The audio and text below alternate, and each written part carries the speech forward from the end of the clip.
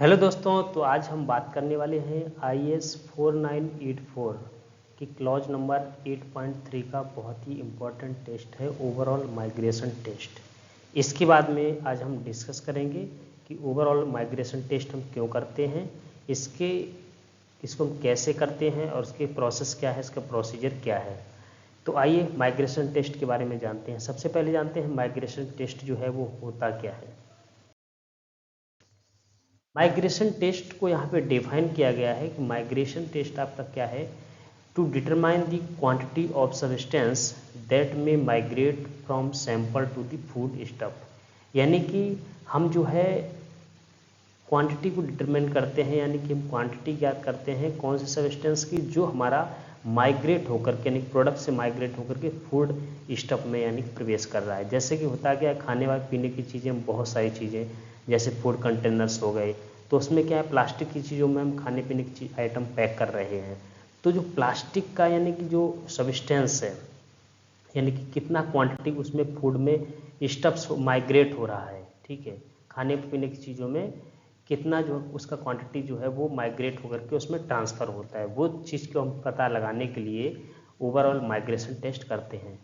तो overall migration test का यहाँ पे जो है एक स्पेसिफिक स्टैंडर्ड है IS 9845, इसको हम रिफ़र कर सकते हैं, ठीक है। तो उसी को रिफ़र करके हमने वीडियो को आज यहाँ पे तैयार किया हुआ है। तो सबसे पहले आपको माइग्रेशन टेस्ट करने के लिए कौन कौन से इक्विपमेंट की ज़रूरत पड़ेगी उसके बारे में जान लेते हैं। आपको हॉट एयर ओवन चाहिए, हॉट प्लेट आपको चाहिए, इसके बाद में वेइंग बैलेंस हो गया, सिल्का डिश हो गया, डेसिकेटर है, ग्लास वेयर है, और डिजिटल वाटर हो गया, एसएस टोंग हो गया, और ग्लास रॉड।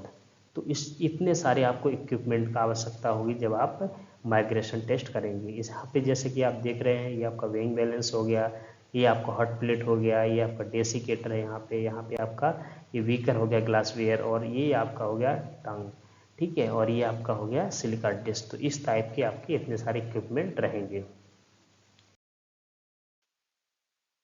तो टेस्टिंग करने के लिए सबसे पहले हम जानेंगे कि हमें कौन सा सिमुलेंट लेना है। सिमुलेंट जो है वो हमारा डिपेंड करता है कि हम जो प्रोडक्ट बना रहे हैं उसमें किस टाइप का हम फूड जो है मटेरियल स्टोर करने वाले हैं।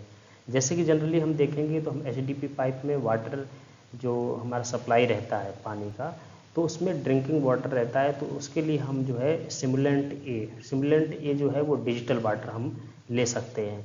इसके लिए IS जो है 9845 आप रिफ़र करेंगे, तो उसमें अलग अलग फूड मटेरियल स्टोर करने के लिए, यानी फूड अलग अलग टाइप के जो खाने के पदार्थ हैं उनको स्टोर करने के लिए अलग अलग प्लास्टिक मटेरियल हैं, तो उनके बेस पे हम जो सिमुलेंट रहेगा हमारा वो हम अलग अलग लेंगे।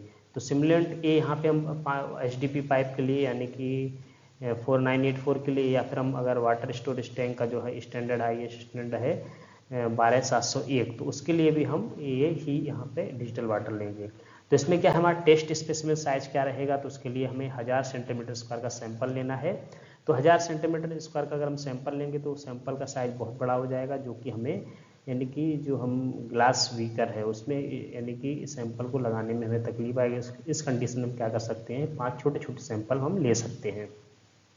तो सफ़ेद दैट हमने यहाँ पे 10 सेंटीमीटर इंटू 10 सेंटीमीटर और 1 mm थिकनेस वाला हमने एक सैंपल लिया, जिसका एरिया जो है एक साइड में आएगा आपका 100 सेंटीमीटर स्क्वायर है एक साइड में। और वही हम अगर दोनों साइड में देखेंगे, जैसे सपोज हमारा जो है जो सैंपल रहेगा स्क्वायर में है, तो यानी कि वन साइड आपका 100 सेंटीमीटर हो गया, सेकंड साइड आपका 100 सेंटीमीटर हो गया, तो यानी कि बोथ साइड का हम अगर कैलकुलेट करेंगे एरिया तो आपका 200 सेंटीमीटर हो गया। इस तरीके अगर हम 5 सैंपल लेते हैं तो 5 इंटू 200 यानी कि 1000 सेंटीमीटर स्क्वायर में आपका ये आपका कवर हो जाएगा। तो इस तरीके से हम 5 छोटे छोटे सैंपल ले सकते हैं। इसके बाद में नेक्स्ट है आपका प्रोसेस कैसे हम यानी कि टेस्ट करेंगे। तो सबसे पहले में क्या करना है, जो हमारा ग्लास कंटेनर है जिसमें हम सैंपल लगाने वाले हैं, उसको हमें 25 से 30 डिग्री टेम्परेचर का जो वाटर टेम्परेचर पे हम उसको जो भी एक्स्ट्रा, यानी कि एक्स्ट्रा निमोस यानी कि मटेरियल है उसको हम क्लीन कर लेंगे, यानी कि उसमें कुछ लगा हुआ नहीं रहना चाहिए, उसको अच्छे से क्लीन कर लेना है, जिससे कि जो भी अनवांटेड यानी कि मटेरियल उसके ऊपर लगा है, डस्ट पार्टिकल लगे हो, वो रिमूव हो जाए। इसके बाद में आपको 5 सैंपल प्रिपेयर करना है, जो कि आप डिफरेंट सैंपल से आप उसको कट करेंगे। इसके बाद में हमें क्या करना है, सैंपल को अच्छे से डिजिटल वाटर से उसको धो लेना है और उसको अच्छे से क्लीन करना है और उसको सुखा लेना है। इसके बाद में हम क्या करेंगे, जो हमारा ग्लास कंटेनर है जिसमें हम सैंपल लगाने वाले हैं, जो कि जिसका कैपेसिटी 2 लीटर होना चाहिए, 2 लीटर का बीकर होना चाहिए, और इसमें हम उसको सैंपल को प्लेस करेंगे, जो कि हमारा जो है पहले से यानी कि प्री कंडीशनिंग यानी कि उसमें सिमुलेंट जो है हमारा, उसमें हम उसको फिलअप कर देंगे। और ये जो है हमारे जो यानी कि सैंपल्स रहेंगे, तो हम सैंपल को जब लगाएंगे तो ये एक दूसरे से टच नहीं होना चाहिए। इसके बीच में हम ग्लास रॉड लगा देंगे जिसका जो थिकनेस है वो यानी कि 2 से 3 mm यानी कि डाया रहेगा ग्लास रॉड का। जो हम सैंपल, जब हम 5 सैंपल लगाएंगे बीकर के अंदर में, तो यानी कि हमारा जो सैंपल है वो एक दूसरे से टच नहीं होना चाहिए। तो उसके लिए हम क्या करेंगे, बीच में ग्लास रॉड लगाएंगे जिसका डाया 2 से 3 mm है, जिससे कि वो सैंपल जो है एक दूसरे से टच नहीं होंगे। तो इस तरीके से हमें सैंपल को प्लेस करना है कि सैंपल एक दूसरे से टच ना हो, उसके लिए हम उस तरीके से ग्लास रॉड का यूज करेंगे। नेक्स्ट आपका है कि आपको एक दूसरा आपको बीकर लेना है, ग्लास कंटेनर, जिसका कैपेसिटी आपका 1 लीटर रहेगा। तो इसमें भी आपको सिमुलेंट लेना है यानी कि डिजिटल वाटर, और इसके बाद में क्या करना है, close both beaker with glass plate, दोनों बीकरों को हमें ग्लास प्लेट से ढक देना है। और इन दोनों को हम क्या करेंगे, हॉट एयर ओवन में 40 डिग्री टेम्परेचर पर रख देंगे 10 दिन के लिए। इसके बाद में हम क्या करेंगे, आफ्टर एक्सपोजर यानी कि आपका जो टेस्ट ड्यूरेशन कंप्लीट होने के बाद में स्पेसिफाइड जो भी हम उसको हम रिमूव करेंगे, और उसको हम रिमूव करने के बाद में जो हमारा जिस एक कंटेनर जो रहेगा जिसमें हमने सैंपल लगाए थे 2 लीटर वाला, जिसमें 5 सैंपल लगाए हैं, और एक जो हमारा कंटेनर रहेगा यानी कि उसमें हम उसको यानी कि केवल डिजिटल वाटर स्टोर करके उस पर रखेंगे और निकाल लेंगे। इसके बाद में हम क्या करेंगे, जिसमें हम सैंपल लगाए हुए थे उसको हम 5 सैंपल को निकालेंगे और अच्छे से उसको हम वॉश करेंगे।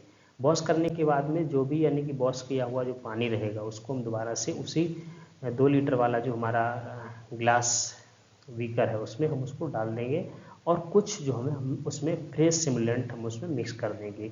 मिक्स करने के बाद में क्या है कि हम जो यानी कि हमें अब क्या करना है, अमाउंट ऑफ एक्सट्रैक्टिव का अमाउंट में उसको पता लगाना है। तो उसके लिए हम क्या करेंगे, हम 100 डिग्री टेम्परेचर +-5 डिग्री सेल्सियस पे दोनों बीकरों को हम उसमें ओवन में रख देंगे, और हम इंतज़ार करेंगे तब तक जब तक वो 50 से 60 ml यानी कि पानी बचता है, तब तक हम उसको बॉयल करेंगे। क्योंकि 100 डिग्री टेम्परेचर पे जो है पानी बॉयल हो जाता है और वो भाप बन के मैक्सिमम पानी आपका उड़ जाएगा। तो उसके बाद में आपको 50-60 ml जो पानी बचता है, तो उसके लिए आपको क्या करना है, तब आपको 2 सिलिका जेल लेना है, और दोनों जो हमारा पानी है यानी कि एक सैंपल वाला और एक आपका फ्रेश सिमुलेंट हो गया, दोनों को अलग अलग रखना है। और रखने के बाद में हमें क्या करना है, इसको दोनों को हम जो है हॉट प्लेट पे उसको रखेंगे, और हॉट प्लेट पर रखने के बाद में उसको हम वेट करेंगे यानी कि पूरी तरीके से जो पानी है वो जल जाए, और उसमें जो भी हमारा एक्स्ट्रा मटेरियल बचा हुआ है यानी कि जो भी निकल के आएगा उससे, तो उसको हमें क्या करना है, तो यहाँ पे हम उसके लिए वेट करना है बोथ रेसिड्यू यानी कि दोनों जो बचा हुआ हमारा रेसिड्यू है उसका हमें वेट करना है। तो अमाउंट ऑफ एक्सट्रैक्टिव जो रहेगा उसका यहाँ पे फॉर्मूला दिया गया है M/A/100। तो ये जो हमारा यूनिट इसका रहेगा वो mg/dm²।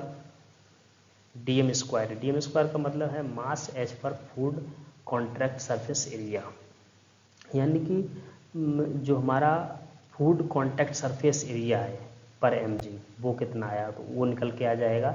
m पर हो गया मास, a पर हो गया एरिया यानी कि जो हमारा प्रोडक्ट का एरिया था यानी कि 1000 सेंटीमीटर स्क्वायर इंटू 100 करेंगे, तो उस फॉर्मूला से ये यहाँ पे हम कैलकुलेट कर लेंगे यानी कि अमाउंट ऑफ एक्सट्रैक्टिव।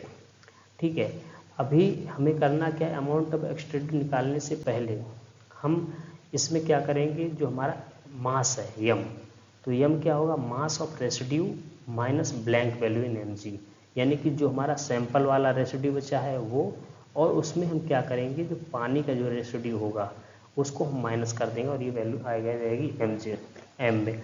अब हमने जो बिना यानी कि सैंपल वाला बीकर हम क्यों रखते हैं, क्योंकि हो सकता है कि कुछ वाटर में भी हमारा रेसिड्यू हो सकता है, कुछ डस्ट पार्टिकल्स हो सकते हैं, या कुछ और भी यानी कि कुछ और भी टाइप का, यानी कि हमारा उसमें एंटीऑक्सीडेंट टाइप का कुछ मटेरियल हो सकता है।